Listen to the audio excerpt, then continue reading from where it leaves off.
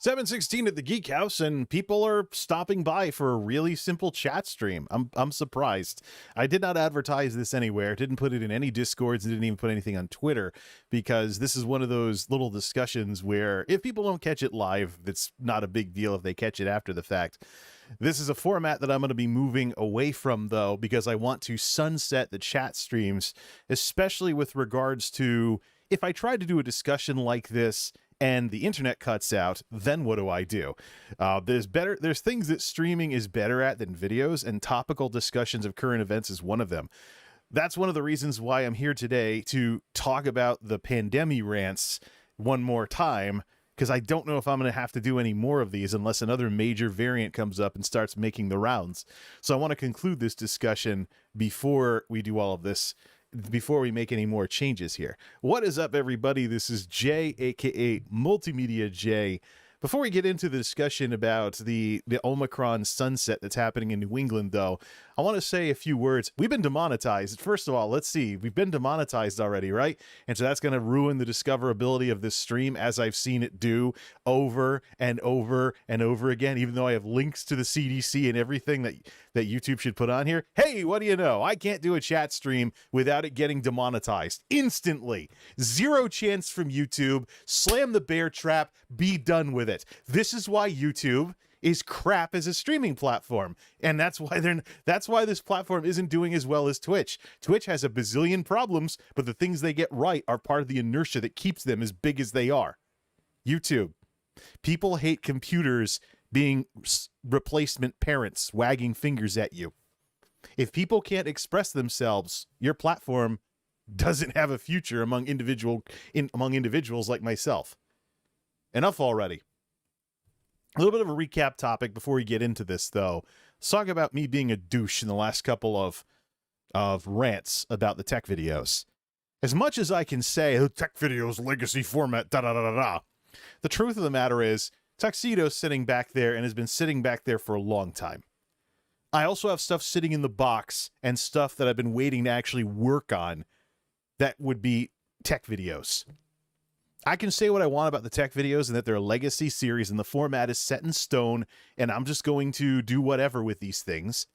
But the truth of the matter is it has a place. It tells an ongoing story. People binge watch this stuff. What I'm frustrated with is how I've never been able, despite MultimediaJay and all this other stuff, what I'm frustrated with and I've had enough with is just the tech videos have never pulled their weight, and they continue to not pull their weight. So I've seen appliance videos fly high, bring in lots of revenue, and the YouTube algorithms pass them around because, of course, you can try and talk me out of there being a money side of YouTube, but I've seen it, and I've seen YouTube brass give interviews and talk about it. They're worried about ad friendliness. They're worried about how family friendly you are. They're worried about whether or not you should show up in search results. There's obviously a money side somewhere in there. And then there's the little detail that Linus overlooked in his little discussion about people using ad blockers or engaging in piracy. The current advertising ratio for YouTube partners is 55-45 in favor of the creator. So when you run an ad blocker on a YouTuber, you are literally hurting the YouTuber more than the platform if they're partnered. If they're not partnered and it's right to monetize and stuff, then yeah, you are actually taking shots at the platform, because they'd be collecting ad revenue on the stuff they decide to monetize. But the truth of the matter is that if someone's partnered and you ad block their videos, you're hurting them more than you're hurting YouTube. The collateral damage goes more to the creator and YouTube has dynamic CPMs, which is why ad revenue is even on the radar with YouTubers in the first place versus Twitch and their static CPMs that are complete garbage. And basically people who only know Twitch but don't know YouTube are going to think it's great because they don't know any better. But when you learn a thing about marketing and CPMs and stuff, and you'll see YouTube has a far more robust advertising business than Twitch probably ever will. They have more technology and more business acumen behind all of this. So the whole ad blocker thing, quite frankly, is even if it's turning into less and less of a serious discussion with YouTube rolling out memberships and supers, the truth of the matter is that is still something on the radar. And then you have to worry about whether it affects whether your stuff is visible or not. because there's certainly a concern about whether things are ad friendly or not. But at this point, the tech videos have had literally years to pull their weight, and they haven't. They have had literally years to pull their weight. They don't. They freeload off of some other format genre's success. A couple of years ago, it was appliance videos. Now it's getting more like food videos. Some of the Ashens pastiches from years ago are actually getting views, probably because of the CPMs involved and the fact that it's food and stuff. So, strangely enough, tech just doesn't pull its weight. It hasn't, and I'm quite disgusted by it. I'd like to be able to come on here. I'd like to be able to come on here and be able to express myself and do what I want. But that's not what YouTube currently oversees. Now, that's the YouTube side of it. YouTube, we know, is stacked against creators who aren't following the SOPs, that aren't making look-alike videos that copy someone else's successful formats. If you do your own thing on here, no matter how good you get at it, the computers don't know what to do with you as well as they know what to do with, someone who is more trendy. So the old broadcast yourself motto is pretty much dead at this point.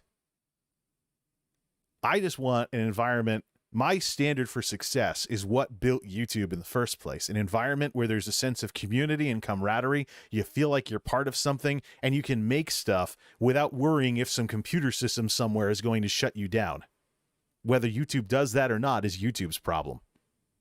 But there's enough problems as it is between creators and YouTubers that other people on YouTube don't need to be making these problems worse.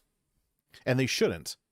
Because you know what happens when you get antagonistic towards content creators? They do something else. They walk away. They may not even give you the luxury of telling you that they're quitting or backing off on their stuff. I say the quiet part out loud and people get upset with me. But I can tell you, over in the streaming world right now, numerous Twitch streamers that I watch are burnt on streaming. They're spreading out into TikTok, Instagram. They're upping their presences on YouTube. They're even trying to get, some of them are even trying to get partnered on YouTube, so they can monetize their YouTube videos, which are making the rounds. So, but if you watch them on the platform you first saw them on and you don't look at their other socials, you might not know that they even went anywhere. They're just backing off on streaming and you don't even know it. You just find yourself with less to watch.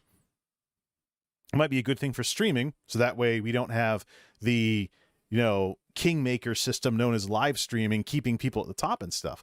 But I got news for you. These people, unless they're big content creators with orgs underneath them and everything, they're human beings. So if you're treating them like garbage, don't be surprised when they walk away and you're wondering, why isn't there anything good to watch anymore? Because all that's left are the people that haven't figured this out yet that just make crap. So that's why I want to have a little recap discussion before we talk about these pandemic numbers and what I hope is the last of these Pandemi-Rants. So I want to clear the air on that. I would love to see the tech videos be great for the channel. The truth is they're not. They're a net negative for most of their existence. Most successful one was Windows 8 versus the Delosaurus, which turns 10 this April. Was filmed on a crappy camera, got 100,000 views, but I predicted when it would die in favor of the appliance videos. So, and I think this is a great segue into talking about the pandemic, because this is, once again, that cultural divide that currently exists, both on and off of the internet. On one side, you have people who will actually tell you the truth. They won't lie to you to keep you happy. You may not like what they have to say, but they'll at least tell you things the way they are. And then you have the people who will try and get you to shut your brain off by jacking your emotions through the roof. They'll try to manipulate you emotionally. They won't deal in truths if they're inconvenient or hard for you. They'll just tell you what you want to hear. They'll kiss your ass. And you may find out that they're lying to you, but they'll try and manipulate you, and it's a never-ending merry-go-round of emotional manipulation because these people can't handle hard facts. They just want to manipulate others. That's the way things have. That's where the lines have been drawn with the pandemic and the way people respond to it. The level-headed people get harassed, mobbed, pestered online, and shouted into silence by people that are basically emotional windbags with no real facts behind them. They just want to shout, regurgitate, just barf up something somebody else told them, and nobody wants to dig past all the propaganda and get to the hard numbers on the matter. Because, oh, if the numbers hurt my feelings matter more than the numbers. But when you deal with numbers, you got to deal with some hard truths from time to time. It's something I know from doing work with analytics. It's something I know from this YouTube channel. And it's something I know from how I've weathered the pandemic. So, but I just want to clear the air in a little recap topic. When I first came on here, just want to clear the air with regards to this. I mean, I have plenty of material to make tech videos with, but because the tech videos just don't pull their weight, it's always something else. Something else is going to have to pull the weight on this channel. And so as a result, the tech videos are a legacy format that I'll only do when I have a project. I'm not going to go out of my way to do that kind of stuff. There'll be plenty to binge watch. I'll have stuff to make, but it's just this format, this series has had years to pull its weight, and it has failed. Plain and simple. It's always been something else that has grown this channel. It's always been something else that brought in the views and the watch time and the videos that the algorithms don't kill after 3 weeks. And then they never get views ever again unless people go out of their way to dig them up and pass them around. It's YouTube. There's enough, folks, let it just boil down to this. There's enough animosity between YouTube, the platform, and YouTubers that people don't need to make this any worse. You're not helping things you're not helping things if that's what you're doing. Now let's take a look at some of this. I've been doing the Pandemi-Rants, and I think it should be spoken. I think it should be spoken for at this point that obviously I'm a tech guy. I side with technology. mRNA is technology. I've supported the vaccine the whole way through. I couldn't wait for it to come out. I was very upset when Governor Lamont here in Connecticut removed the part of the rollout, the original rollout for essential workers. Still a rant on there, and in the playlist this is going in from way back about all of this. But fortunately, President Biden and his team made up for the state's shortcomings with the boost in the rollout and the federal resources that made up for any screwball mistakes that the states might have made. And so as a result, it became the case that instead of waiting half the year for the vaccine, Connecticut residents who weren't like school teachers or something like that could actually get vaccinated in May of 2021. And so I followed the timetable. By May of 2021, I believe it was by May or something, or was it April? I don't know. No, it had to have been April. That got bumped up to April. I was fully vaccinated by Cinco de Mayo. That was the whole idea. Then the booster in November, followed the timetable. And I've watched the numbers to see what's happened where. COVID Act now, 501c3 that aggregates federal and state numbers, so you don't have to do a bunch of extra stuff, has made it very, very easy. It's very, very easy to watch all of this and stay on top of it. Let's put some stuff on the screen here. Here's where we're at right now. So there's a data issue in Idaho. Might have to do with the rollout of the vaccine to certain age groups not being collected by the state, so it's been grayed out. But by and large, we see the country recovering from the Omicron surge around Christmas time.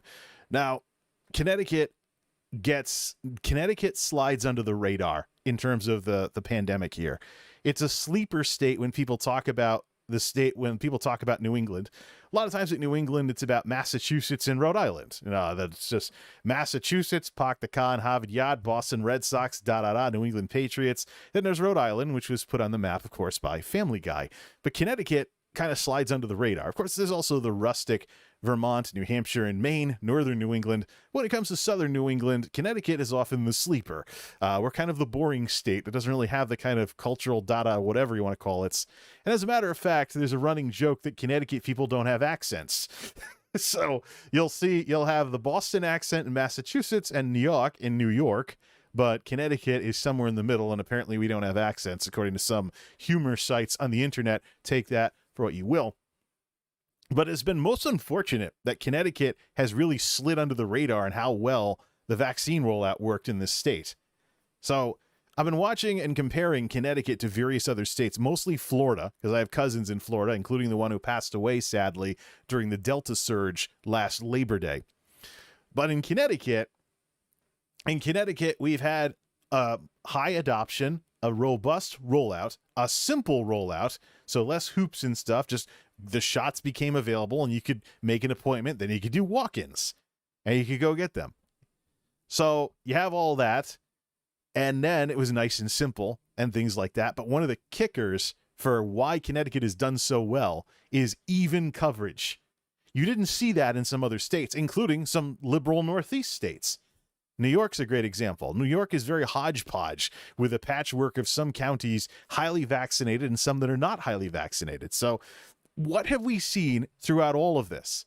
What we've seen throughout all of this is it takes a unified, aggressive response to put a dent in COVID. Full stop. There can't be no pansy ass, this person does this and that person does that. We need to come together. It has literally been united we stand, divided we fall.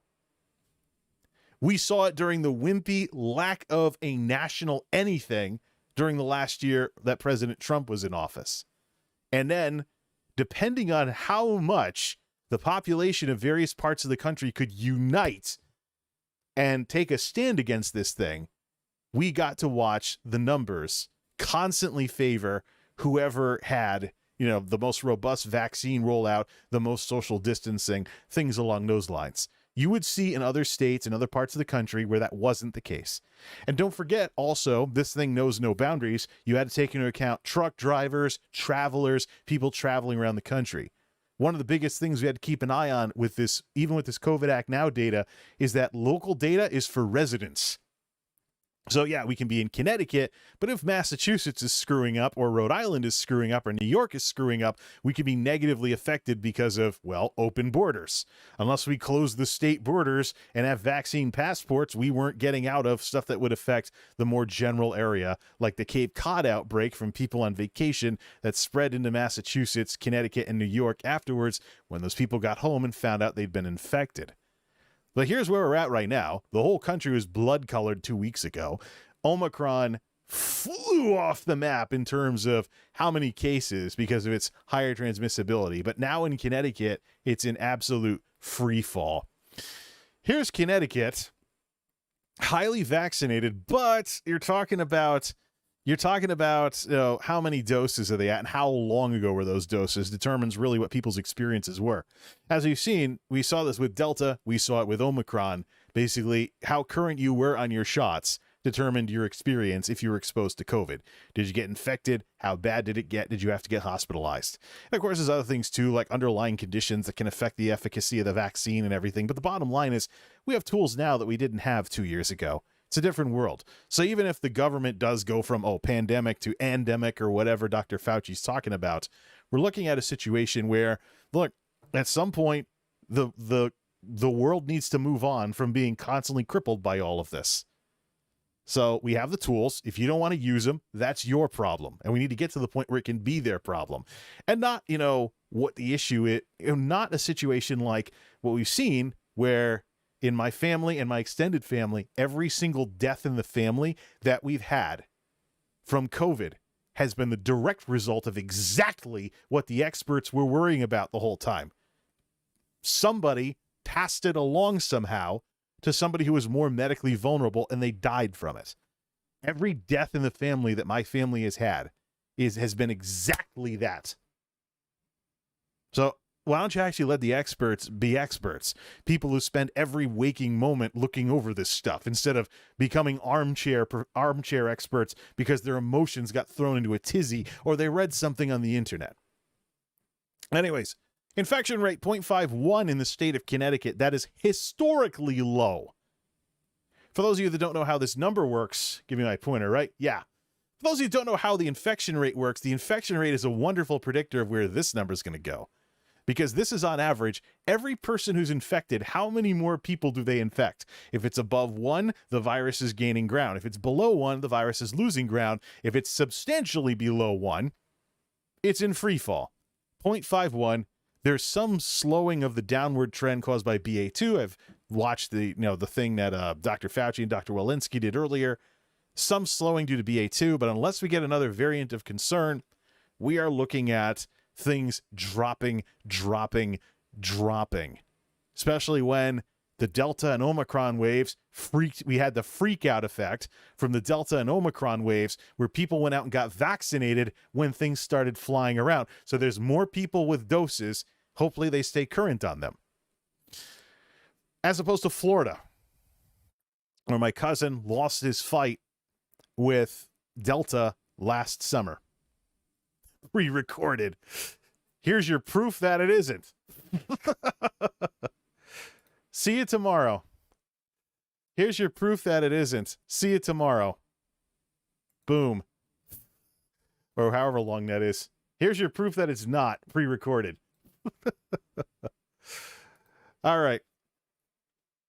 Let's see here. So you have this situation here. I hope that's good enough for you. Folks, do not underestimate my ability to be a total smartass when I do these things. Florida, however, the problem is, oh, my camera's kind of covering that up. Well, then, we can do something about that now, can't we? There we go. We could also take my ugly mug off the screen. So, Florida, this is a patchwork similar to what we saw in New York. This is a patchwork, and it's the same as it was before Delta. It's not united. The coverage isn't even. There are some places that are vaccinated, very vaccinated, and some that aren't. So this is similar, but a little less extreme than it was before Delta made the rounds. So what progress has Florida made? That's the issue here. What progress has Florida made? So, again, the only response to this that works is a unified, aggressive response to the virus. If you let people hodgepodge it, it's going to result in failure. And if we actually went to Florida's page on COVID Act now, we'd see the big surge of deaths when Delta was going around, because in the name of freedom, people could just do whatever they wanted. So the virus just went as a essentially microscopic criminal of opportunity, went wherever people let their guard down. You won't see that in Connecticut's numbers, though. Not for Delta, anyways.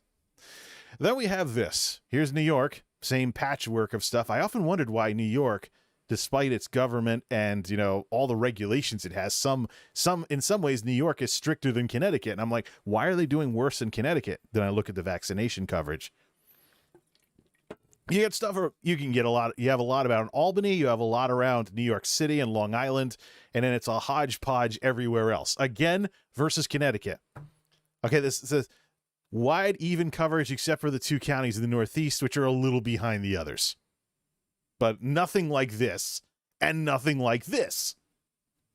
What more needs to be said? So, and then what's this? Is the last one? Yeah, here. This is the last thing that I took a snapshot of. And the reason why I did this is because I took a snapshot of this in order to kind of tell the story as it is, because this data changes every single day. This is the story of deaths in Connecticut, which tells the most interesting story about how effective the vaccine is. We talk about how Connecticut is a model state. First of all, the Northeast in general was more vaccinated than most of the rest of the country. Second, the Northeast in general had a better attitude towards public health than most of the rest of the country.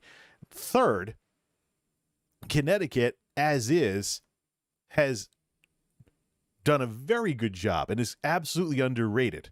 There have been times when Connecticut, as things ramped up, Connecticut was the last state to turn red and things along those lines. And little wonder, here it is right here, the results of all of this. And this is what the Lamont administration needs to billboard all over the place to make absolutely certain that Bob Stefanowski and his attempts to distract from the success of this administration doesn't get into the minds of voters. This needs to be billboarded all over the place. Democrats cannot be timid, because I assure you, Republicans right now are far from timid. And where is the zeal for what you believe in?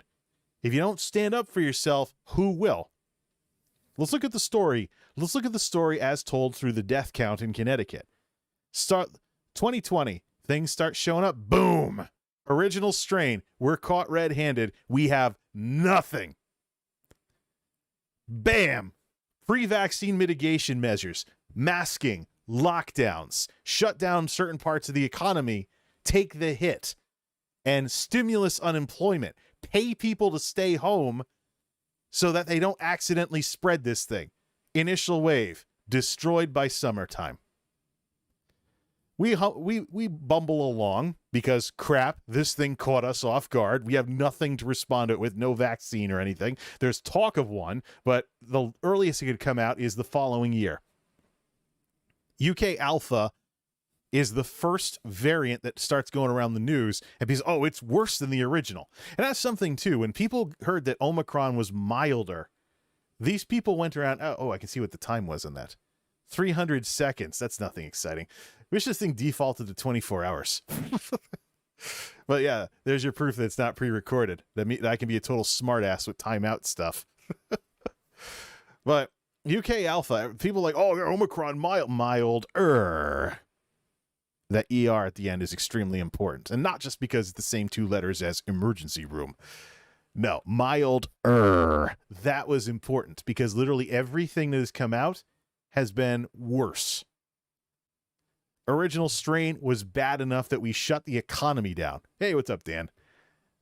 Original strain was bad enough that we shut the economy down and actually ate some very serious costs as a country to keep this thing from spreading. Alpha, worse. Delta, worse. Omicron being a little better still means it was worse than the original in some way. But people didn't want to follow along with the progression of all of this, and they just were lost in the moment, not thinking for themselves. They're like, oh, mild, it's fine. No, it isn't. And here's the story. So UK Alpha, we have no vaccine until January, when the first responders and other high-risk groups start getting it, people in nursing homes, etc. So the UK Alpha wave, not as high as the original, by the way, is basically the last pre-vaccine death wave that we had in Connecticut. So that gets shut down by the rollout of the vaccine. The vaccine eventually becomes widely available to most groups by... Actually, no, it was generally available by May. I was in the last age group, I think, that became eligible beforehand and whatnot. So, whatever. I'll have to look it up. I just know that I want to be fully... the joke was I was fully vaccinated by Cinco de Mayo. And then 2 weeks afterwards, da-da-da-da-da. So, the vaccine becomes generally available in the state of Connecticut around here. Delta starts showing up later in the year, especially as we go indoors for the winter. This little murmur down here is all we had for Delta. Versus UK Alpha versus the original. There's the vaccine in action right there. Now, as people, we know that things wane. We know that previous immunities of various kinds wane. So Delta resurges, things start to wiggle around a little. This over here is Omicron. Now, keep in mind, in order to get into the ballpark of UK Alpha's deaths post-vaccine, there needed to be a crap ton more cases to deliver the same numbers. Dan's talking about, he told it was like the flu. No. Way more transmissible, and people talk a lot. We're talking about deaths here, but let's not forget the non-death consequences like long COVID and stuff. So it's not just about whether or not you survive this thing. It's about what this does to your life. And also, if it doesn't damage your health and by extension, your ability to live your life, your finances. Because, if you get booted out of work because you might have COVID, how many paychecks are you willing to lose? Especially if you can't claim unemployment or something unless you test positive. So, the financial side of this is what has slid under the radar like crazy. But this is Connecticut's story on the success of the vaccine. Original wave, no vaccine.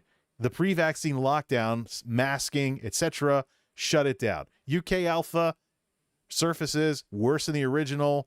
We roll out the vaccine, doesn't, with the mitigation measures in play, No giant surge for Delta, unlike what you would see unlike what you'd see down in the South and whatnot. No giant surge for Delta, the vaccine in action, and in order to get this amount of deaths, there had to be a mountain of more cases.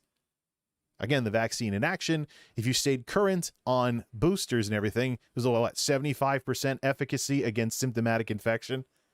So getting boosted, as Dr. Fauci and Dr. Walensky talked about, was a great way to just jump everything up. And now we got to see how long the booster lasts, because what you'll see if you look at, for example, vaccine schedules for 3-dose series, is it goes from small to medium to large, essentially. Once you get past that 3rd dose, you might be talking years, like with Tdap and tetanus. So I looked at my own vaccine records when I needed that tetanus booster before I got all my Moderna shots. So my arm's definitely been sore quite a bit this year. But the Tdap was actually worse than all the Modernas that I got.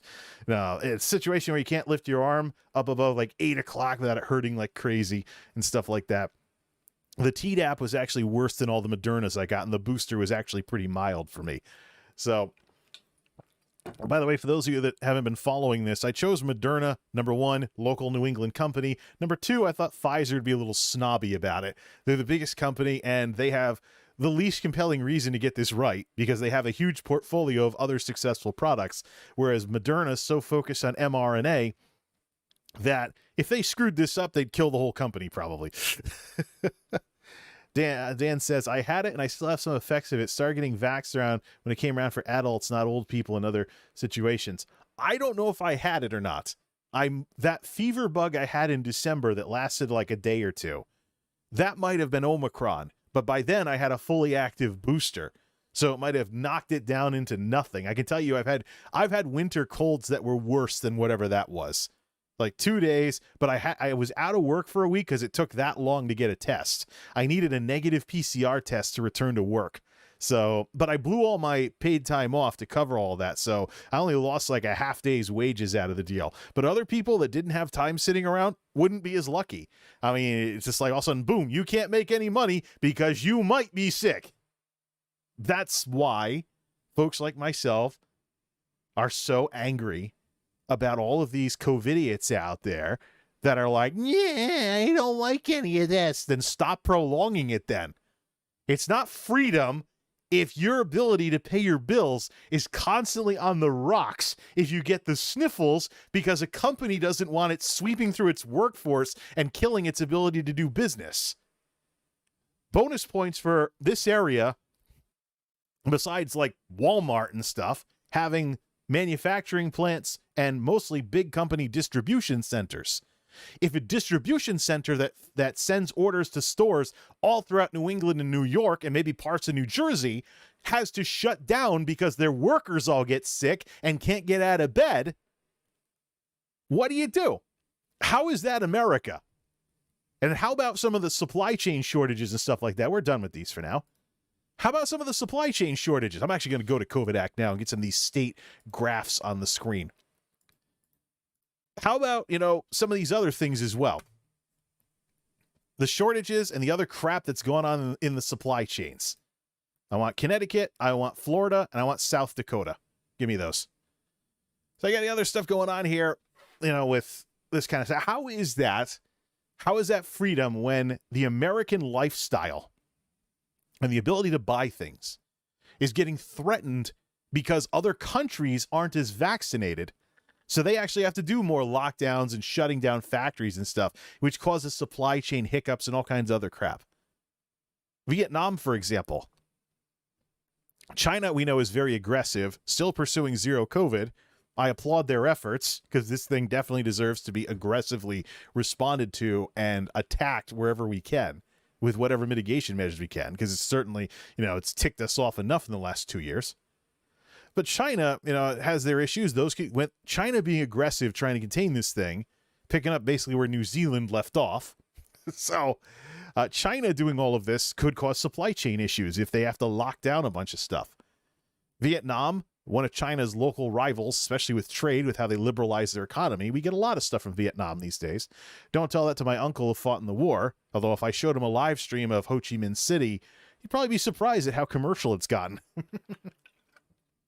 I think he has seen a few. I've shared a few of Jay Streezy's streams on my Facebook page when Jay Streezy was over there. So he might have actually seen that by now. It's kind of wild how hardcore communism only lasted about 10 years in Vietnam. But and then by the 80s, they were looking to liberalize, just like Deng Xiaoping wanted to liberalize China's economy and stuff. That's a totally different discussion altogether. But the thing is with this, is it really freedom if our way of life is constantly under attack because of a virus that can disrupt the supply chains, raise prices, cause shortages? I mean, graphics cards. I mean, do you really want us to become a completely isolationist economy instead of just exporting the vaccine so we don't look like a bunch of snobby rich people hogging all the wonderful new technology for ourselves? While some of the worst vaccinated countries in the world, that was the guy that ate noodles on YouTube. Streezy has a YouTube channel. He put some highlights on there. But the thing is, with all of this, look, I mean, we fought a war on terror. We sent troops in Afghanistan and Iraq, blew trillions on nation building over the span of decades because terrorists threatened America's way of life, among other reasons the government gave at the time. So we're already a country that's like, if you threaten our way of life, it's a bad thing. But this thing comes along, this virus that does exactly the same thing, and we're going to kowtow to it? No, forget it. Develop the technology, develop the shots, develop the therapeutics, do what it takes to stomp this thing down and get back to America being America. Because I'm sure there's a lot of people that are sick of this garbage by now. And how about the supply chain things? Tech videos on YouTube in a rut right now because a large percentage of people out there hate being reminded of stuff they can't buy. PC gaming being eclipsed by powerful new consoles that can do 4K 60 because you can't get a freaking graphics card. NVIDIA trying to razzle-dazzle us with the successor to a 1050 Ti, the budget crapo graphics card with the 3050, because you can't get anything else. And they nerf it on purpose. So that way crypto miners don't find the card attractive. I'm sure someone will find a way to reverse engineer that and buy them up anyways. Then we got to figure out the problem with the internet scalping and other failures of capitalism caused by imbalances in supply and demand. And the virus has plenty to do with disruptions in manufacturing. And let's also not forget, while everything's challenged like this, quality issues that will no doubt happen as a result of all of this. Seriously. No, this thing is a threat to us. It's a threat to our way of life. It's a threat to our lives feeling normal. Oh, and Zoomers. You're trying to go to college right now and get the same experience, or graduate college and get a job and have an experience similar to generations that came before you, and this thing is getting in your way of doing that. Never mind if you're Gen Z, you might have grown up with your parents getting laid off during the Great Recession, so your childhood sucked, and now here we are. You're at your chance to be a 20-something is getting beaten into the dirt by this damn thing. Why wouldn't you be upset about this? Then there's elder millennials like myself. We do the right thing. We go to college. We become the poster children, blah, blah, blah, of student debt destroying people's lives. Not me, though. I came out very well I did very well with keeping the student debt under control. Probably could pay it off before I'm 50. Even still, though, it's been a constant drain on my ability to live a life, even though I did well student debt-wise. But my generation, we get told, do this, you'll live well. Go to college, make $50,000 a year instead of $20,000 a year. You go to college, you graduate only to find the jobs get sent to India. It's just outsourcing galore, you don't matter. And then whatever jobs remain in America, if they still exist, whatever jobs remain in America, tech people get treated like rubbish.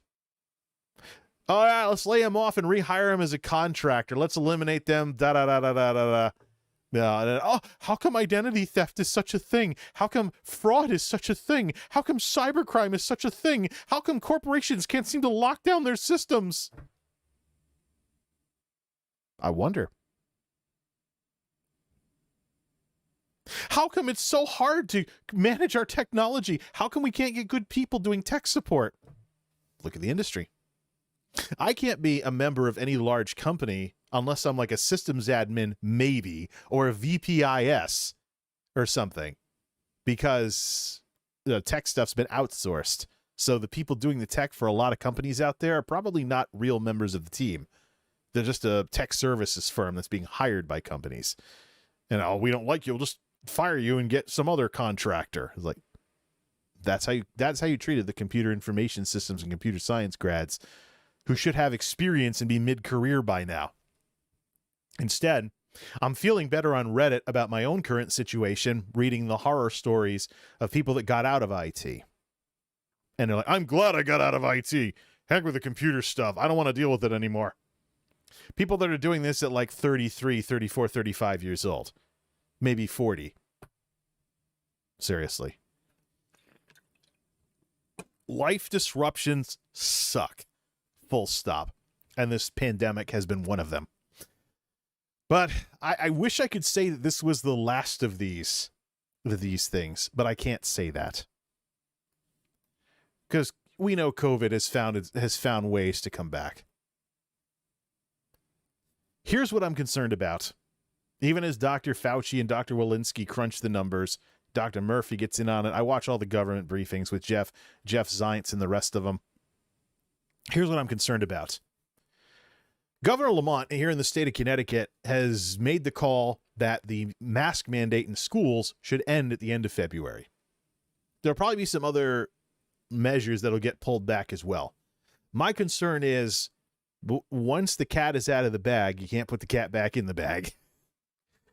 So if something comes up and another variant of concern comes up, my concern is that another variant of concern comes up and we don't respond to it because everybody's sick of everything.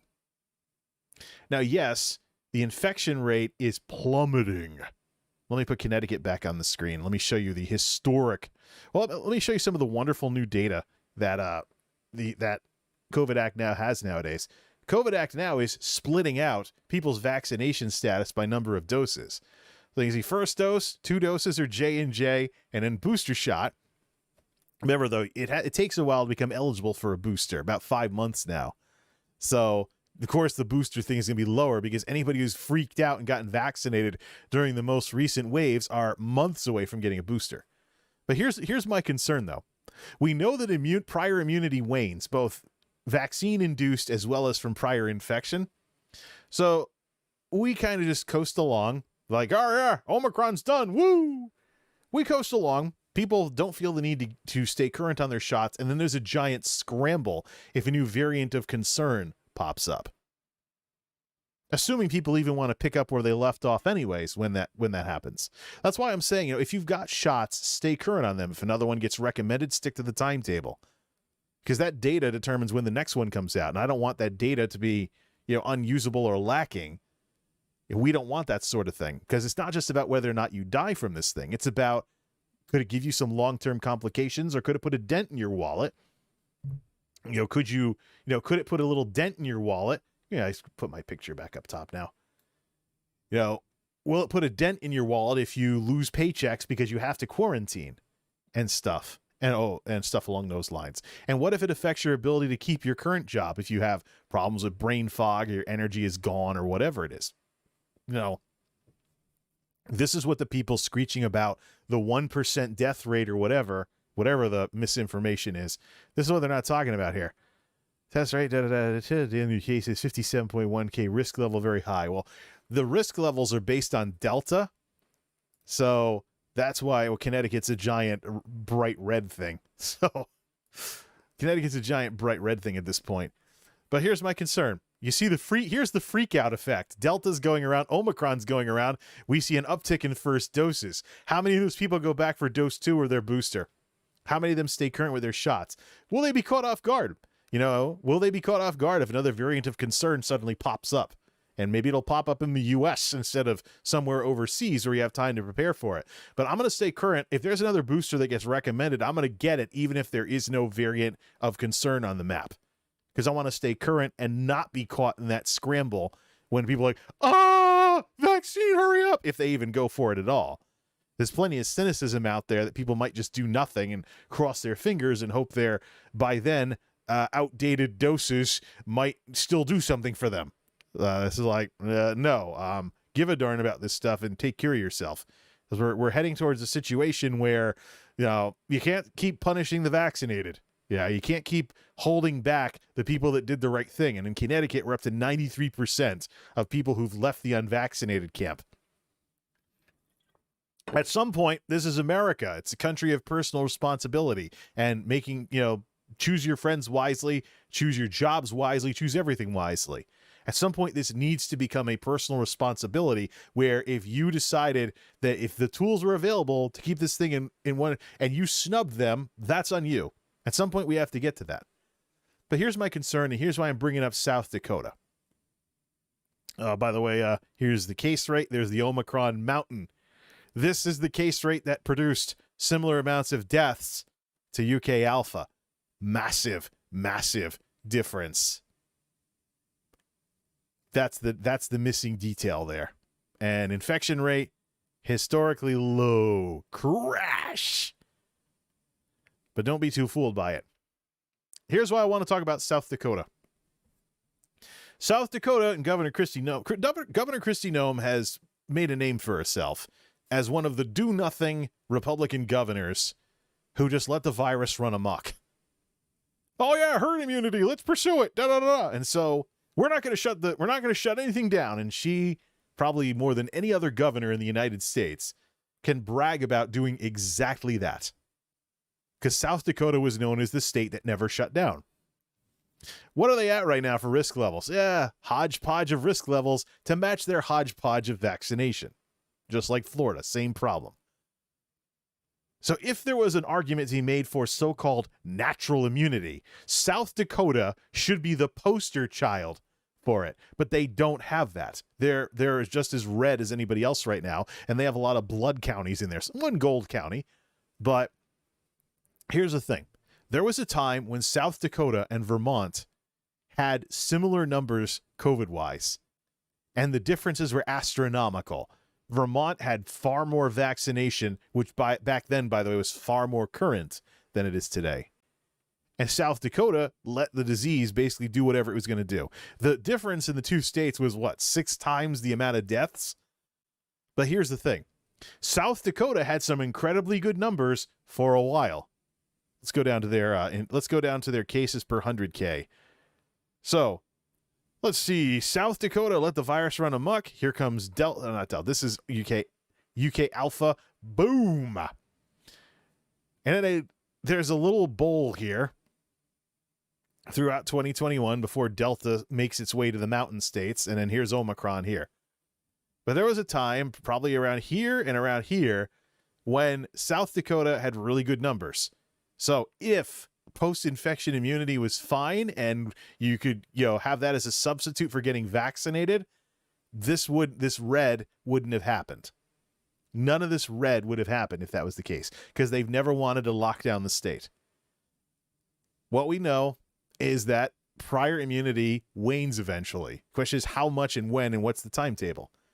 Getting everything through vaccination is far more controllable and easier to work with than hoping your symptoms were severe enough that whatever you get from post-infection is going to be good enough to last a long time. And what is there for a booster shot if you decide you just want to do everything through infections? Now, are you going to search when Omicron crashes hard and it's like, okay, time for my natural booster? Are you going to search out like the last person who's infected and be like, cough on me? No, it's stupid. There's no solid timetable for keeping everything current if you're not doing vaccines. Full stop. But South Dakota and the golden moments they've had when they looked better than the rest of the country, and that didn't last, by the way. South Dakota and those wonderful golden moments in between these mountains here. South Dakota, I do have my pointer, right? Yes, good. South Dakota was a microcosm for what happened to the South.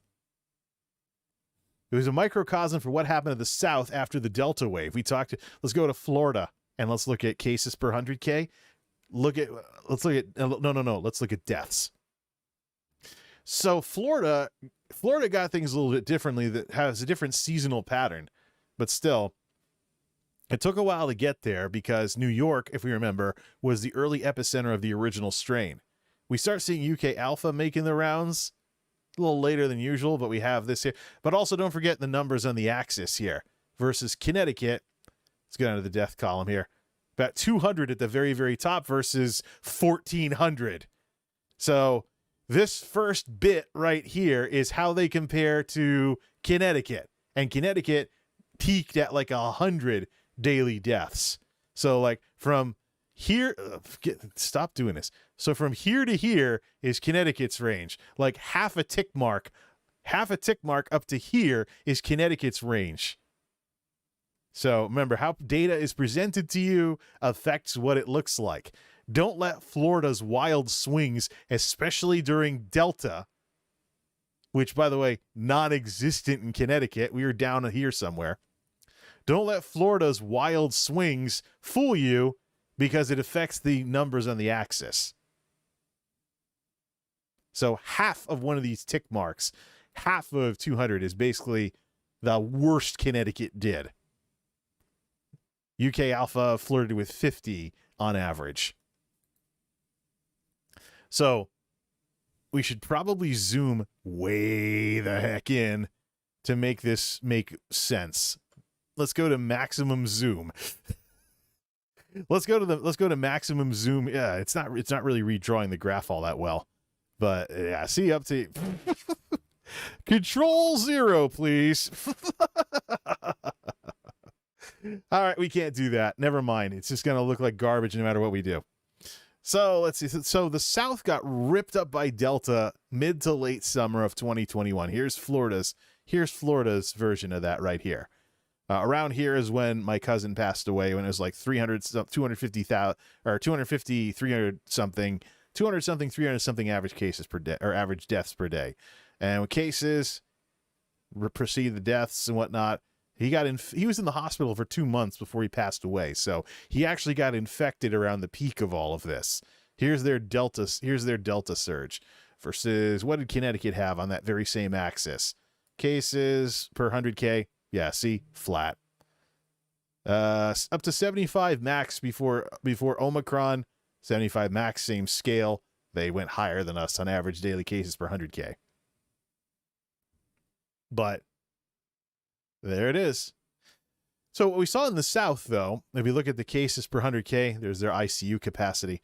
We saw in the South was after the South got shredded, there was a period where Ron DeSantis was like, oh, yeah, freedom. We don't need a da-da-da. And what we all knew from seeing South Dakota go through this earlier in that year was that prior infection immunity wanes, just like vaccine immunity will wane. So the question is, with no plan for a booster, among the people that are like, well, I had it, I'm all set. Among the people that were doing that, when was everything going to end for their little fun in the sun late 2021? I can't believe I made that rhyme. Omicron, of course. Let's see. 305 per 100K. The Northeast, I think, got hit harder. So we got up to what? Oh, 285. So even when we peaked, we weren't as bad of the cases per 100K as Florida. And don't forget, Omicron swept north to south. It came out of eastern Canada. It popped up in Canada before it came to the United States. So the eastern seaboard, it swept down. So let's see, that's January 10th versus Florida peaking January 12th. So Florida found a way to do worse than us at a time when the North was getting hit harder than the South. Because that's the way this thing went through the country. God. I'll let the numbers speak for themselves. But anyways, I'm saying all this to say this. Let's go to Georgia, another great example. Oh, look at that. Yeah. Let's look at some of their stuff too. See, after the Delta mess, boom. Mississippi had some problems with Delta during that surge. Here's their little bowl. And Arkansas, same deal. Governor Asa Hutchinson, they had their little bowl after everything swept through on the way to Omicron. Missouri was one of the first Delta hotspots. Here was one of the first Delta hotspots. Things started getting going. Let's see, is that cases? Yeah. So then another big surge in the summer months during the southern surge. Then you have a little bowl there. But Florida in particular, though, Tennessee had a big wave too. What we saw in the South was basically, Florida's probably the most extreme example of that with their 21 million people. So let's go back to Florida here. We saw this little dip. So what we have here is we have a phenomenon that keeps getting bigger and bigger. First, it was South Dakota that was looking good. for a bit until the immunity waned. And because people weren't so pro-vaccine, we wound up seeing them become a hodgepodge, and now they're a mess. They've never been as good as they were during that time when a lot of people got it and were like, natural immunity. Rand Paul is right. Well, even though he's not from their state. So we saw South Dakota have their fun in the sun, and then it was over. We saw the South have their fun in the sun, and it was all over. Now we have Omicron crashing in various parts of the country like Connecticut. So as Omicron recedes, my question is, will we have a national version of this? People don't stay up to date on their shots. Everything like, we're done, woo. People don't follow the guidelines. They don't stay up to date on their shots, and we have a national version of what we've already seen in South Dakota and what we already saw in the South after Delta, until Omicron came around. And wait, that's right. Omicron had a bigger risk of reinfection despite you having previous versions of COVID. So, yeah, so that's my concern. And that's what I'm going to keep an eye on as we proceed from all of this. Even if things return to some state of normalcy, restrictions get rolled back because the cases crash, see if we can keep them down. My concern is we've already seen what happens when people get false hope. We saw it in South Dakota. We saw it in the South after Delta. And we've also seen it, by the way, here in Connecticut and elsewhere in the country, when the guidance was rolled out last year that if you were vaccinated, you could take your mask off. And apparently the brass in charge of this country didn't seem to consider that if they were just doing an honor system, there was no chance of it working. People who hated literally every mitigation measure we've tried to do against this thing. They hated social distancing. They hated lockdowns. They hated masks. They hated shutting down parts of the economy to try and stop the spread. They hated the vaccine. They hated the booster. They've hated everything except their precious hydroxychloroquine and ivermectin or whatever the whatever the alternate treatment of the day is for them these days. So these people have steadfastly hated literally everything we've done to try and stop this thing. And it's been 100% consistent, and they will take this into the elections this fall, by the way. This irrational, emotionally charged hatred of literally everything we've tried to do to stop this thing because we didn't want to sit on our ass and let this thing just roll over us. In what universe did anybody think that people with that kind of attitude, this selfish narcissism, I don't care about anybody, wait, why is there no food in the grocery store because everybody keeps getting sick? Boo-hoo-hoo-hoo-hoo. These people with this pathetic ass attitude that are out there. In what universe did we think that these people were going to be truthful about their vaccination status when that guidance was, you take your mask off if you're vaccinated? And so, now, that was basically that, plus the statewide mask mandate being allowed to sunset, basically ended persistent masking in a lot of places for me. I go to Walmart, look, a bunch of people not wearing their masks. And you know who the stupid people, the selfish people, the arrogant people, blah, blah, blah. You can tell who the people were you shouldn't have anything to do with based on who was having little meltdowns on the internet and who wasn't wearing their mask at Walmart, which, by the way, my Walmart in my neck of the woods is a Walmart's Walmart. You know, people at Walmart.com, the hillbillies and whatnot in this area, and other folks that happen to shop at Walmart happen to make it a Walmart's Walmart of sorts. It's not a very good Walmart, and there's often people in there that haven't showered in a week. Why wouldn't you wear a mask if you know there's people that can stink up an aisle from like several feet away? You go to check out, and the person who's walking out the door stunk up all the self-checkouts or the checkout lanes. Like, why wouldn't you wear a mask if you knew there's people that were that horrible at keeping themselves clean shopping there? Massachusetts legalized marijuana. We got people in Walmart so baked on skunk weed that they couldn't even figure out that they were stinking up like a skunk everywhere they went. So sometimes, despite all the people at work at the CDC and the NIH, folks in DC seem to not really get just what kind of crap is going on in the rest of the country with people and their disinformation garbage. and just this whole alternative reality thing. Yeah, until podcaster after podcaster, radio host after radio host, talking head after talking head who really snubbed the vaccine and didn't pretend to snub it in order to get viewers in that demographic, hospitalized or dead. Even as all that kept going. It's one of the reasons why there's certain people in my family I don't talk to anymore. They saw my cousin lose his fight with Delta. They saw unvaccinated, by the way. And he was full of regret when he got caught without any shots.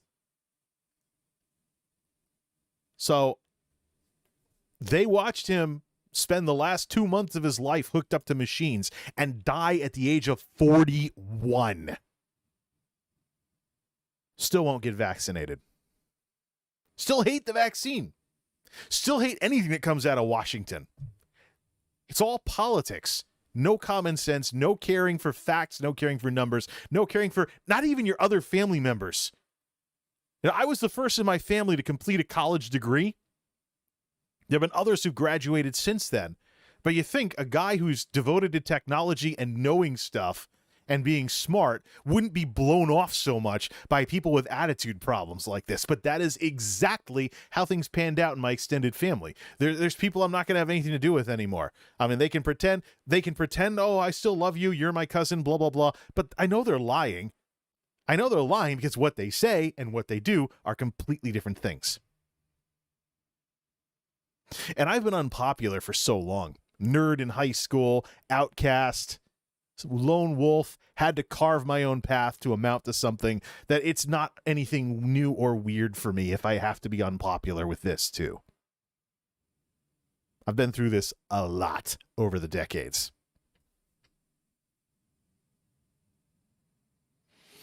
So,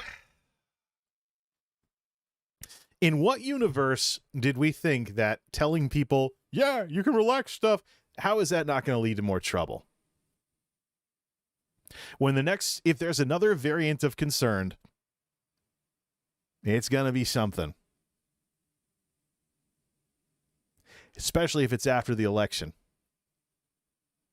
If disinformation wins the day in the United States, and we have an anti-science administration, and we have anti-science administrations taking over governorships and other stuff, it's going to be something we get another variant of concern. What's going to happen to all of this? Fortunately, the presidential terms are 4 years, not 2. So we can see the wrangling that goes on and stuff along those lines. But I can tell you that locally, these very same people that don't think for themselves and just barf out what some right-wing talk show host told them, you know, these very same people that don't think for themselves give away very quickly that they don't think for themselves and just barf out what someone else told them.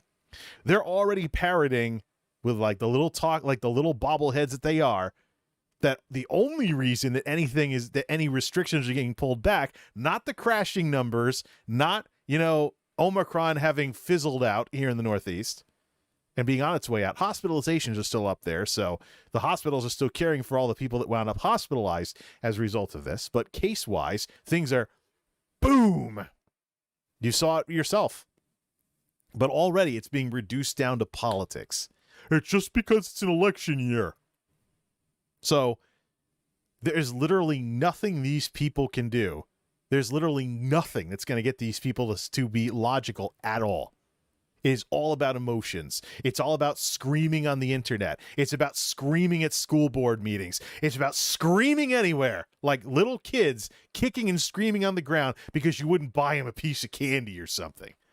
Now, the kids that throw a big tantrum in the middle of the store and mommy and daddy have to look like terrible parents dragging them out because they won't go with them. That's what part of the political discourse this country is. It's no fun having to treat living people like they've passed away because they were radicalized. And they won't listen. They're not the same person that they knew before. So you basically just, and that's what happened in my stepfamily this past Christmas. I haven't been to a Christmas get together with my family and step family in years, not since I moved here pretty much. The reason for that was not related to the pandemic, because it predates the pandemic by years. But little surprise, the very same disrespectful step relatives that were the reason I haven't been to a Christmas get-together in years with those people, they all turned out to be wild off the deep end anti-vaxxers. They won't get the shot. One of them even threatened to run people off the property with her gun if they tried to get her to get vaccinated.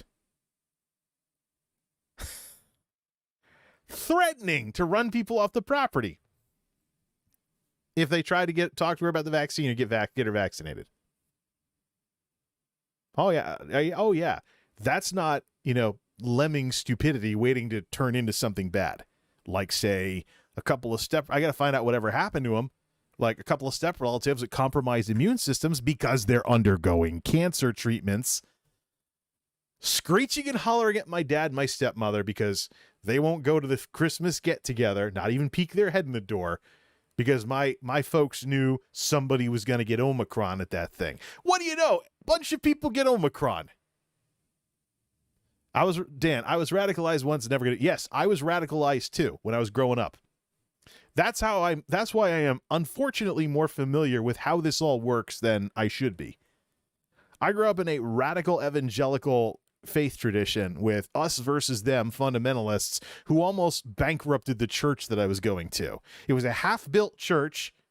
They built the basement, but never built the rest of the building because they needed to raise the money to build the rest of it, and they weren't raising it because there was a bunch of people that hated anybody who wasn't 100% like them, basically bossing the pastor around.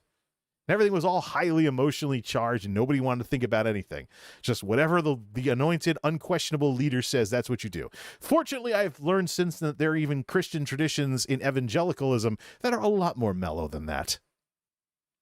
But when you feel like part of your life was essentially lost because you were all emotion, no brains for years of your life, it's not a good feeling. But it's the exact same manipulation tactic that we see with what's going on with the disinformation crap right now. Jack up people's emotions to the point where they turn their brains off. So I'm unfortunately more familiar with this than I should be. But trying to somewhat stay on topic, this is what I'm concerned about as we head into this period where we start to roll back restrictions. What happens when the next variant of concern pops up? Hopefully there isn't one, but we know that we have to stay vigilant in this thing. So here's what I'm personally going to do. I'm going to keep the masks handy. If we get to the point where everything crashes down to where the cases are like all green and stuff and nothing's really going on, when we get to the point where the CDC guidance recommends that we can take our masks off, which I don't have access to that chart. I'll see if we're still under substantial community transmission. Well, yeah, I might give the masks a break like around summertime or something, but I'm going to stay vigilant. Now, if there's no variant going around, but there's a booster that's recommended, I'm going to take it. Because I'm not going to be caught in the scramble if there's a bunch of people if we see like what we saw about a couple months ago, where Delta and Omicron make the rounds, people freak out and get vaccinated, and that's when they get their shots. Now, wouldn't it be better to just be prepared with the new technology and everything, instead of crossing your fingers and hoping that you can get through the 2 weeks it takes those things to ramp up? I mean, even the therapeutics, there have been little gotchas that have popped up with the various pills that have come out. Some of them are more effective than others, and even monoclonal antibodies, which the South is fanatically in love with, especially Mr. DeSantis. Forgetting conveniently that the feds were getting billed $2,100 a dose for those things versus $40 for a set of shots, for 2 shots for $40. So even the money side of that didn't add up. But then there were some monoclonals that weren't as effective against Omicron, and now the government is being accused of withholding treatments because stuff that doesn't, some monoclonals were better than others. So we kept the good ones and dropped the bad ones for Omicron. Now, a common sense thing, but no, there's some conspiracy going on. Let me just destroy all that right now. It is most unfortunate that the government is trying to be nice to people, that don't give a damn about literally anything we do to contain this thing and cause more problems than they solve. But the truth of the matter is that people that are alive are contributing to the economy. It's better for the country as a whole to protect public health. That's why if you're talking about, like, say, law and lawmaking and stuff that goes on in Congress, it is what's called a compelling governmental interest for the government to support public health. But if anything, what we can see is throughout all of this, the winner is clearly science and public health and the importance of it. Because where have the variants come from? Places that weren't as built up, places that didn't have as robust a public health as we do. And the WHO getting mad at us for, rich countries hoarding the vaccines, they have a point. You go to other parts of the world where public health isn't as well developed and, they need help. We got to send that help if we ever want to stomp this thing for good. You look at other parts of the world, you see more people with conditions that compromise their immune system because various diseases go around there that don't go around here because we vaccinate them away. So where are the variants going to come from? They're going to come from somewhere else. They're probably going to come from somewhere else that isn't as developed. So we do have to export this technology and make sure that people can afford it. So that affordable vaccine is being sent to India, that Dr. Hotez and the others, developed so that it doesn't have to be restricted by patents and it doesn't need expensive technology to develop in developing countries. Thumbs up for that. Because that's the only way we're going to get this thing under control. Hey, why don't we do a comparative, squaring off things against each other here? Monoclonal antibodies were more expensive and they put you under the gun time-wise to get them in time when you find out you have symptoms because they were most effective early before your symptoms progressed. Early treatment saves lives, yeah, but there's something better. It's called preventing stuff instead of having to scramble into some place. Help, monoclonals, please, I got it. Keep me from turning into a zombie. No, certainly is kind of like that, isn't it? Yeah, monoclonals, not as dependable as vaccines. The pills came out. Some of them have some little gotchas. Some people are better medically to take them than others. Consult your doctor on that. But the pills haven't been as much of a sure thing as the shots have been. And even outside of mRNA, I'm a big fan of mRNA because it's a promising technology. But Johnson & Johnson running off a viral vector, for people that may not want mRNA or whatever, for whatever reason, it's an option that's available to them. And there's efficacy there too. Other places around other countries and other countries with their vaccines often follow some of these technologies like AstraZeneca and whatnot. So, there's options available. Don't just be a dumbass that pretends they don't exist. That's really what it boils down to here.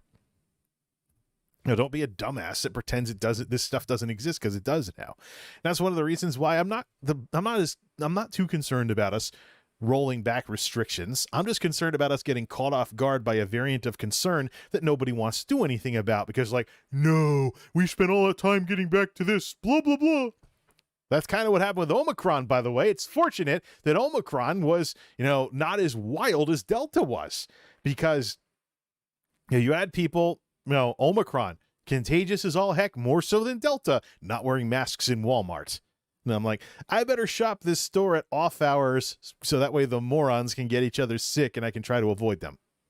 So I better shop at off hours and stuff along those lines. So it's like, yeah. But anyways, that's my concern. So what I'm doing for this is I'm going to keep the masks handy. Probably put them in the car in the center console in case I feel like I need one. If there's a rather unsanitary place or whatnot, I'll pop one on. If it's a really cold day, I'll pop one on. It's really cool, not having to worry about your nose freezing because you have a mask, basically. The cloth masks I use are actually several things of material. I have, I can't really do much heavy exercise in them because I start, having trouble keeping up with the air. Because they are actually better than some of the stylistic ones that have been made where people will put sports logos on them. I'm kind of surprised that the tie behind masks have worked as well for me as they have versus the ones that pull on your ears all the time or you got to worry about them snapping or whatnot. So I actually did a pretty good job 5S'ing the masks, which I do have that YouTube video from earlier about the Geek House 5S pandemic mask thing earlier. So that worked out pretty well. I can probably put the masks in the car because I do have a set if I need them around the house for dust or something. I have a box of blue masks that I will never wear to work because it's worked out a lot better with the cloth ones that I have. So It's just the sort of thing where keep those around. If there's a booster that becomes available and it's recommended, I know what the timetable is for my last one. I will get it to stay current and follow the timetable because I don't want to be caught in the scramble if another VOC pops up and everyone's like, oh no, you know, if anybody even is like that. Like I said way back earlier in the discussion, a lot of the way this is panned out is united we stand, divided we fall. Literally. Something like this that jumps at whoever the weakest link is. We've seen it. Connecticut has done as well as it has because we have a very unified response, high vaccination, even coverage, and we simplified the rollout so there were less bureaucratic hitches to getting people their shots. I didn't like when Governor Lamont did it, but it turned once the feds cranked up the amount of shots that were available, it ended up not mattering. So kudos to the Biden administration for proving me wrong when I was angry about essential workers losing their place in line. Yeah, it was teachers that were that's right. That's what the timetable was. Now I remember. Like 2021 was a long time ago. How much this crap has been messing with me and probably a lot of other people too. So it was March that the last preferred group of people before everything was simplified was the school teachers, and people criticized Governor Lamont. Can't tell to the teachers unions, da da da da da. And the timetable, I think, did, you know, it was a little too fast to reopen the schools because there wasn't a chance for the teachers to get completely fully vaccinated before in-person learning resumed. So we had that. Then in April, I think everything got bumped up to early April. I was eligible to get the thing, and it was fully vaccinated by Cinco de Mayo. So went into summer, and then 6 months later, almost exactly, I knew the booster was available. It became generally available, went out and got it. And on my December of 2021 began with whatever that fever bug was. That could have been Omicron, and it just went nowhere because I had everything at full efficacy by then. Or maybe it wasn't. Or maybe it wasn't, and I still haven't had COVID in all of this. So, everybody's getting COVID. Who are you hanging out with? Where are you going? What are you, how are you coming into contact with others, and what's their attitude on all of this? I mean, really, even if we get back to normal and this is the end of all of this, I think a lot of people have outed themselves as just how emotional and illogical they are. So I don't want to associate with these people, even if this issue is all over and we get back to normal. Just really, like I've been telling the folks at the 9 to 5, this pandemic has been a character check all over the place. This pandemic has been a character check. You want to see what kind of person somebody is? Look at how they handled everything. So here's how I handled it. I took what the CDC and everybody said seriously. There have been times I've disagreed with the guidance and came around to it. I was opposed to wearing masks at the beginning of all of this because people were scalping N95s and drying up the supply so the hospital workers couldn't get it. Everybody was hoarding N95s at the same time. They were like, toilet paper, toilet paper, toilet paper, toilet paper.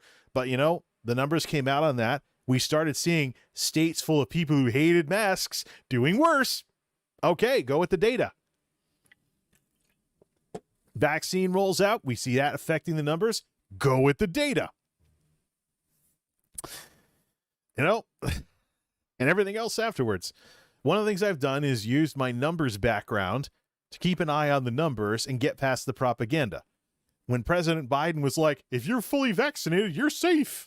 I was like, that is way too absolute of a statement, especially with the way vaccines work, that none of them is 100% effective. But you still want to get them because the risks don't outweigh the benefits. So let me go over some of these. Let me go over this thing. Thanks, Dan, once again. Windy Wolf. I don't ban. I want to get away from perma banning people and want to just time out people that say stupid stuff, because I don't think everything out there really deserves a perma. But accusing me of pre-recording this, I hope this has been pretty good evidence that no, I can be a total smartass if I really want to. All right, Dan, let's see. Got told it was like the flu. Yeah, I've heard that too. All the screeching and hollering, I especially seen on local social media. So it just tells me that there's plenty of wackos in this area that I shouldn't be associating with. I probably have one of the biggest block lists on Facebook right now because I'm just blocking COVIDiots all over the place. They probably don't want to hear what I have to say anyway, so maybe this will help keep their frazzly nerves intact. But just the anti-American kissing the virus's ass that I've seen from the American right is pitiful. My grandfather would never have put up with this crap. He joined the army when we were fighting the frickin' Nazis, who, by the way, were big fans of jacking people's emotions until they turned their brains off in their propaganda. Hitler himself was even a big fan of that. Saw some documentaries on it. So, I'll tell you, my grandfather would flip out at what's been going on with this stuff. This is not the country that he fought for in World War II. That's disgusting in and of itself. And the idea that people who don't play along with this emotional nonsense can't be true patriots? Ha ha ha ha ha. No. Took me a few months to get over the OG, and I agree. Does that mean the OG strain? But I can understand because I've heard a lot of things from people who lost their taste for a very long time because of that. It's because the virus actually munches on like stuff up near your brain that helps you taste stuff. You got to hope that heals from that. I'd be upset even as a young millennial. This is me. I wear my mask because I got in trouble if I get embarrassed and get a good talking from my mom. Your mom is awesome. That's one of the things, by the way, that I've seen is you can gauge what kind of parent somebody is by whether or not they're actually parenting their children. So when children were largely unvaccinated, you could see if they were actually disciplining their children to wear their masks properly. Now, we have this cultural problem in this society today where we think that parents can't actually raise their kids. False. You're the adult. You're the parent. If children are not taught to respect order when they're kids, when do you think they're going to learn to respect it? And how many times do you want them to go to prison before maybe they start figuring that out as adults? So let's see here. Walmart and Target gave me anxiety even pre-pandemic. Yeah.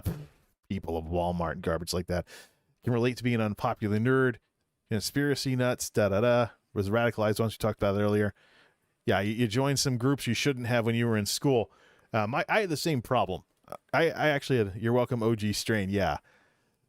Feels like it's been 2020 for a few years. Yeah, I was talking about just still up there, the new roaring 20s, because I wanted the 2020s to be better than the 2010s. I'm not giving up on that, I'm not giving up on that. I'm not giving up on looking out for tech opportunities, maybe the ability to make some more money.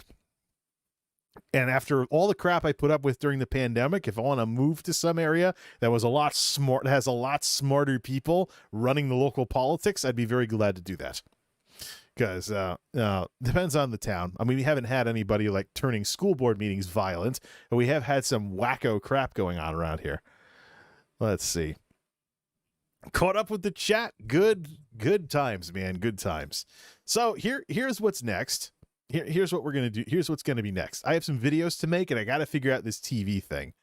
Because I'm this week being on vacation, I'm going to have more time for something where I tear apart my setup than pretty much any other time. So I've been playing a lot of ESO lately, weathering the freezing rain and other crap we've had outside.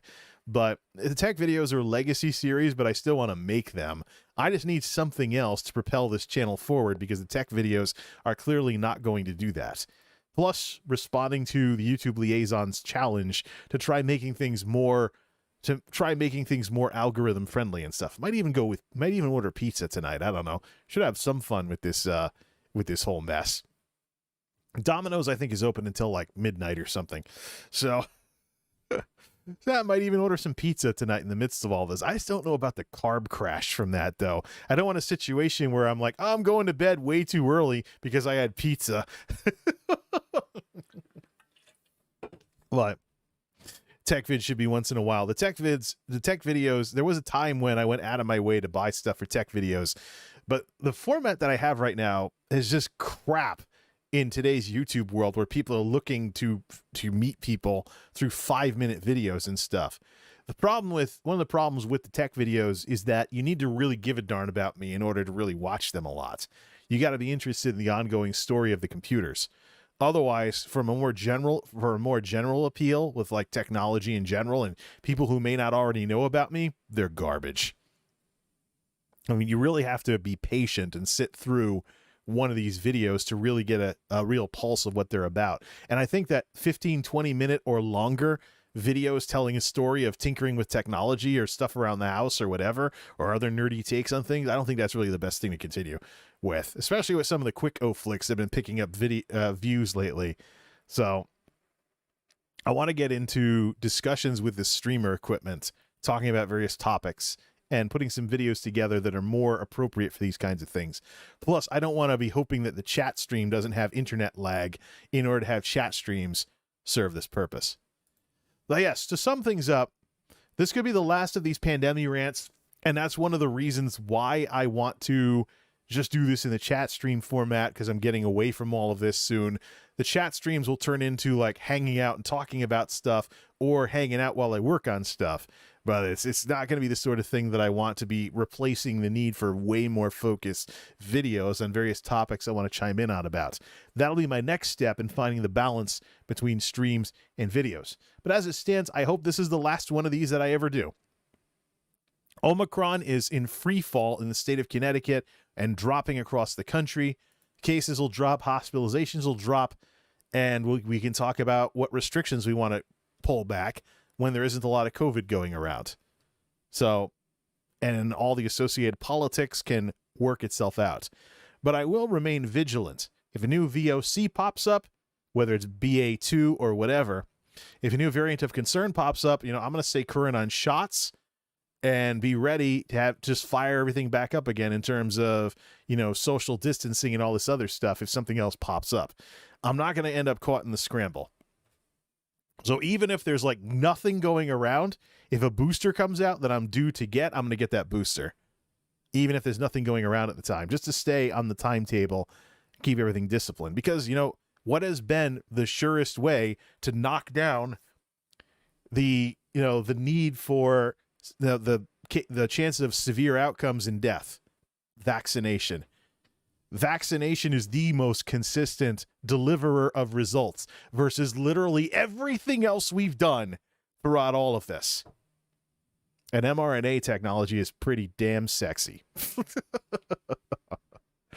I'm very curious what mRNA is going to do with other types of treatments now that we've seen the kind of success that Pfizer and Moderna have had with it. That our Western vaccines are the envy even of other companies in other countries around the world, because of what mRNA promises for people. I'm very curious about all that, see where all this goes. So yeah, I will enjoy a return to normalcy this spring if we get that. But I'll be ready if we get another VOC popping up on the map. I am not throwing out the masks or anything just yet. Plus, I paid for them. Why not? Why not keep them around and find uses for them? I even wear them like during cold and flu season or for dust and stuff. That's a cultural thing in Asia, by the way. If there's a lot of like colds and flus going around and stuff like that, you wear a mask, even pre-pandemic. I might just take a hint from them. Kind of like I took a hint from the Korean folks with metal chopsticks and other stuff that, they kind of developed despite taking influence from the West. I don't know. Side effect of being night shift. But it's great to keep an open-minded view on the world. I hope to never have to do one of these discussions ever again. But this is the world we live in. You never know.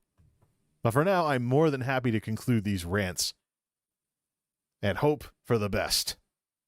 Because I certainly don't want to look like one of those people that's like, oh no, the bad stuff's ending. There's accusations out there that people are like that they kind of got used to things being bad, so they want things to be good again.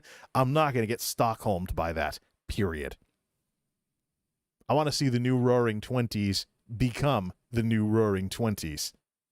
Yeah, they stumbled out of the gate, but that doesn't mean we can't improve things later. Till next time, this is MultimediaJay signing off. Thanks for stopping by, and stay current on your shots. Vaccines.gov. Bada bing.